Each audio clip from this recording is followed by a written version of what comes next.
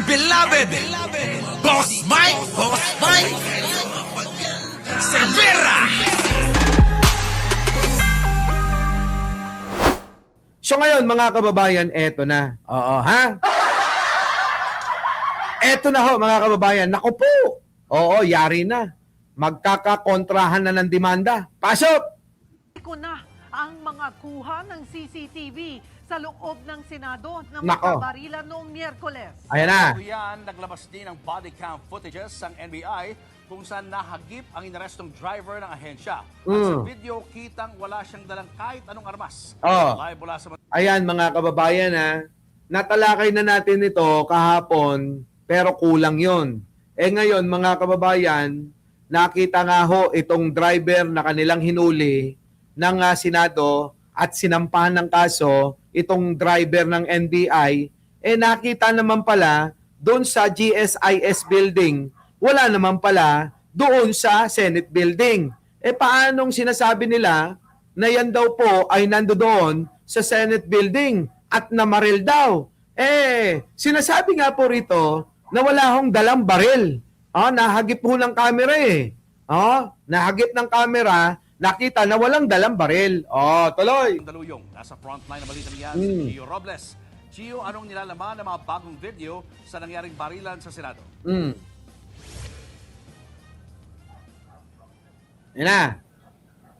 Julio Cheryl, sinigundahan na nga ni Interior Secretary John Vic Remulla ang naunang pahayag ng Malacanang na walang nangyaring pag-atake sa Senado nitong nakaraang Miyerkules. Yan. Bilang daw yan sa mga iniimbestigahan, lalo na itong volunteer driver ng NBI na ikinulong matapos ang putukan. Balak ngayon ng kanyang kampo na magkontra-demanda dahil ikinulong siya kahit na walang sapat na ebidensya. Patay, mga kababayan. Patay!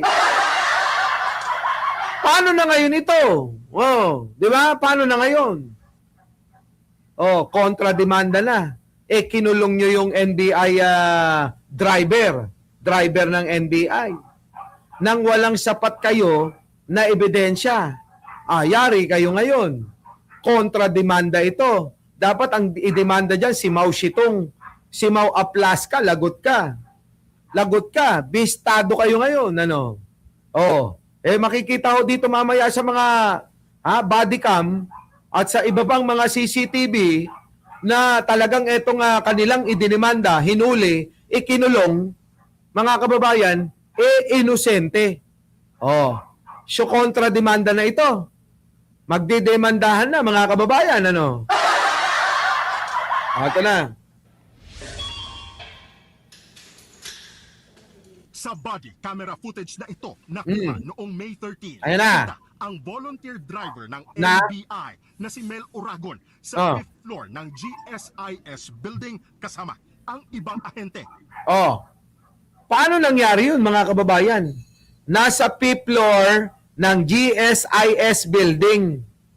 Yung pong driver ng NBI na hinuli ng Sergeant at Arms ni Cayetano. Paano nangyari yun? Nasa 2nd floor ho yung nagbabarilan. 2nd floor samantalang nasaan? Nasa GSIS building 5th floor yung pong driver, mga kababayan, sa kasalukuyan na oras na nagbabarilan. Tarantado talaga itong si Cayetano, no?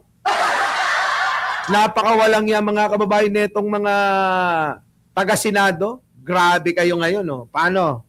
Nakuha nyo mga kababayan ko? Tolit Staroy, nakuha mo? Maria Santos. Pinoy Platero. Eto, ulitin natin. Yung pong driver na hinuli ng NBI na meron daw daladalang baril, silang nakita, may magazine, ganyan. Yun daw yung nagpaputok na nahuli nila. Mga kababayan, sa CCTV o sa body cam o sa mga camera na sa oras na iyon na nagpuputukan, ang driver nasa 5th floor. Nasa 5th floor ng GSIS building. Ang putukan nandoon saan? Sa Senate building 2nd floor. yung konektado na lagusan ng GSIS at saka Senado. Eh wala siya doon eh, 3 palapag pa. 5th floor sa 2nd floor. Magkaibang building, mga kababayan. Paano nangyari yun? Eh di maliwanag nga ho na pinagloloko tayo, ano? Pinagloloko tayo, mga kababayan ko. Oh, tuloy. Maririnig pa ang mga putok ng baril sa pagitan ng Senate Sergeant at Arms Ah. at NBI Ah. sa ikalawang palapag ng gusali. Kita nyo? Kapansin-pansin din na radyo at itim na jacket lang Ah. ang bit-bit ng volunteer driver. Oh, radyo at jacket lang ho ang bitbit ng volunteer driver. Nako, Diyos ko po. Tuwas sa paratang na may dala siyang baril. Pansamantala nang nakalaya ang volunteer driver kahapon matapos makapagpiyansa. Muling iginiit ng 44 anyos na si Uragon na hindi siya nakipagpalitan ng putok sa usaa. Pinaliwanag din niya kung bakit siya nasa ikalawang palapag ng GSIS building bago inaresto. Bali, nakabalik na kami ng office noon. Bigla akong tinawag at sinabihan na ako na may naiwang bag. Isa sa kasama natin at kailangan na makuha dahil may mga gamot na laman. Yon. Kailangan ng may-ari. Yon. So, wala akong agam-agam na sinunod yung utos. Oh. Bumalik ako mag-isa. Oh. Dala yung aking personal na motorsiklo doon sa GSIS. Oh. Ayon sa Kita nyo, mga kababayan ko? Bumalik, nakaalis na pala, bumalik. Oo. Bumalik, mga kababayan. Tapos, ang nangyari, ayun, mga kababayan ko, hinuli na siya. Ha, nakamotor yan, mga kababayan. Hinuli siya na ngayon dahil ngayon may binabalik ang bag. Nako po, Diyos ko. Oh, tapos, di ba dapat, Boss Mike, iparapentes yung, nagpaputok yung, yun. Eh, pinaparapen nga eh. Pinaparapin test, eto ngayon ang problema, nagpositibo. Parang eto nga ho, mga kababayan, parang sinet up eh. Bakit? Siguro nung hinawakan, yung humawak sa kanya, meron ding hawak na, o nagpaputok din, o may pulbura, yung humawak sa kanya para i-set up talaga. Di ba, mga kababayan? Ganun katindi. Eh, ang masakit nga rito, ang ating mga kababayan nagagalit. Nagagalit ho, mga kababayan, dahil yun daw pong kriminal, yun daw pong may warrant of arrest, pinatakas. Tapos, ikinulong yung pong inosenteng tao. Ganong kasama, ito hong pamumuno ni Cayetano dyan sa Senado. Biruin nyo, mga kababayan, na totoo naman ito.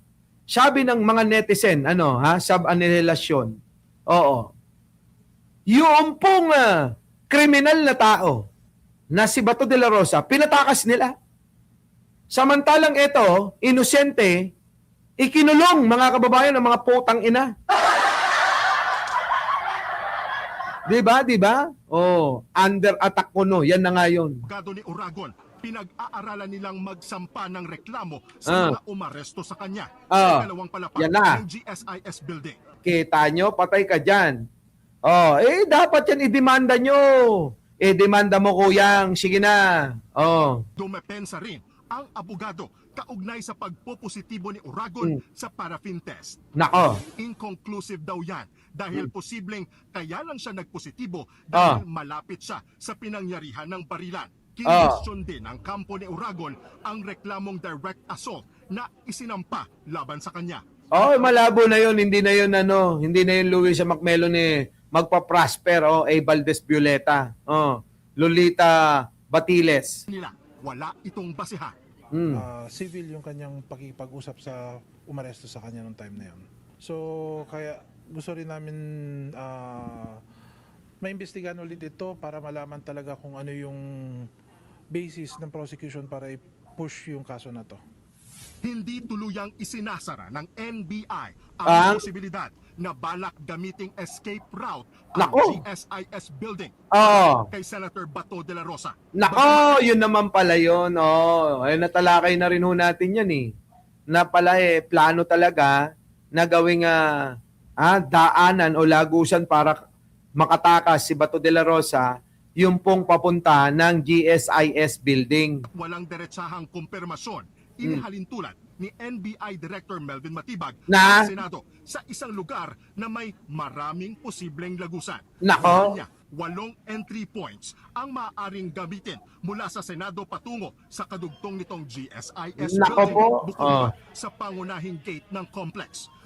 Pero ayaw munang pangunahan ni Matibag ang investigasyon at sinabing hayaan na lang muna sa mga investigador ang pagtukoy kung may naging plano nga bang ilabas si De La Rosa sa pamamagitan ng pagdaan sa GSIS building.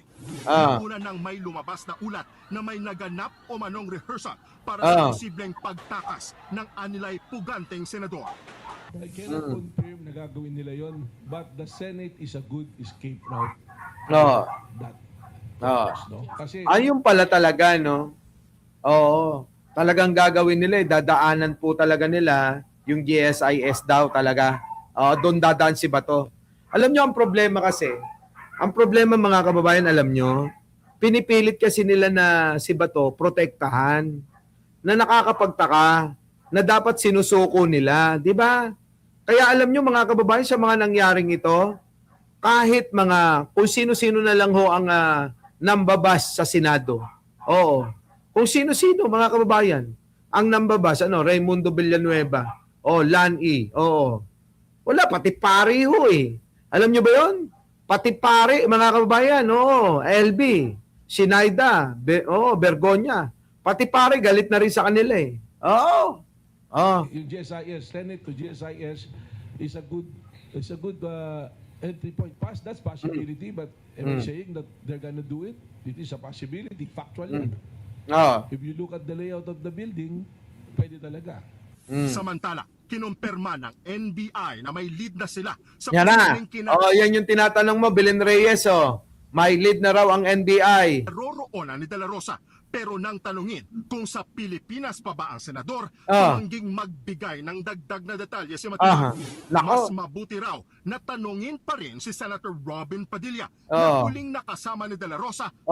Tingnan nyo mga kababayan, stress na si Robin Padilla. Kabobohan niya tuloy, ayan, sangkot na siya.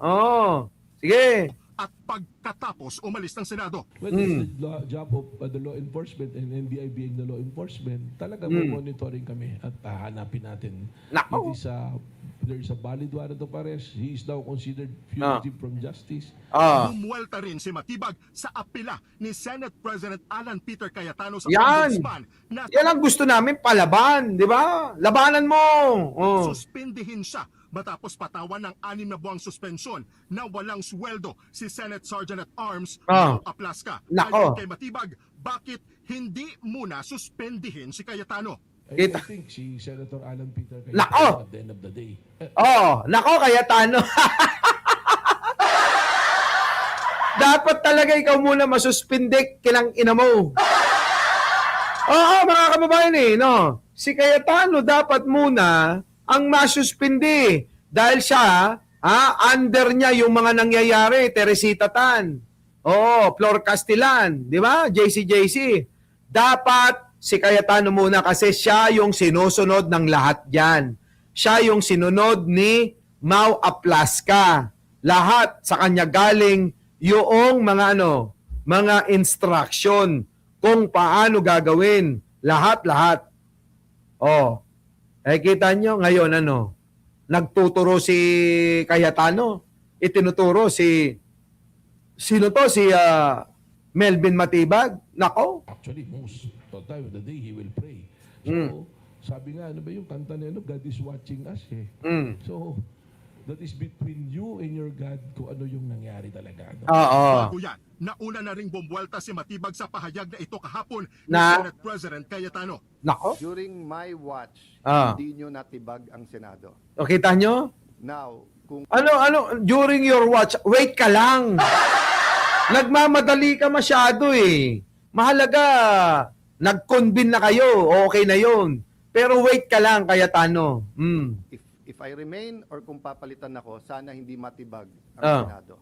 Gusto ba namin tibagin yung Senado? Gusto lang namin ipatupad yung batas, Saka, it's not about Senator Alan Peter Cayetano. It's about the Senate and the judicial system. Alam nyo mga kababayan, etong sinasabing matibag, yung Senado, Alan Peter Cayetano, putang ina mo, ang gusto namin, maibalik ang integridad ng Senado.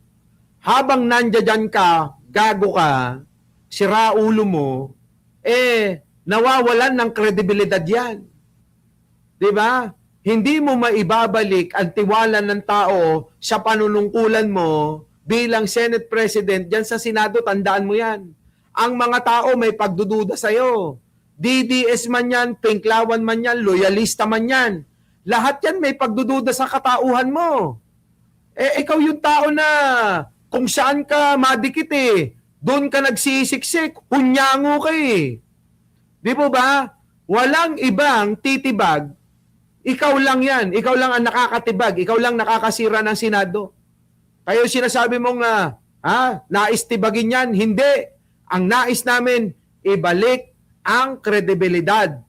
Ibalik yung umpong pagtingin na paggalang ng mga Pilipino, ng mga tao dyan sa Senado. Kasi hanggang ngayon, nakakasuka kayo. Sa totoo lang. Nakakasuka kayo. Di ba? Gago.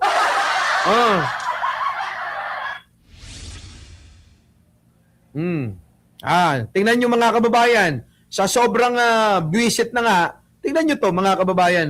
Pasok. Na nawala ng 6 na buwan. Pakinggan nyo si Father. Father, pasok.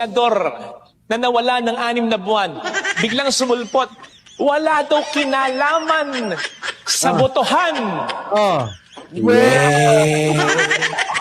Katulad ng sinasabi na yung senador na ito ay nakatakas ng walang nakakaalam, walang nakakita, wala ring CCTV footage, kaya walang bumawal. Katulad ng sinasabi, ang Senado daw ay under attack. Gayong ang unang nagpaputok ay tao nila at mas marami pang pinutok.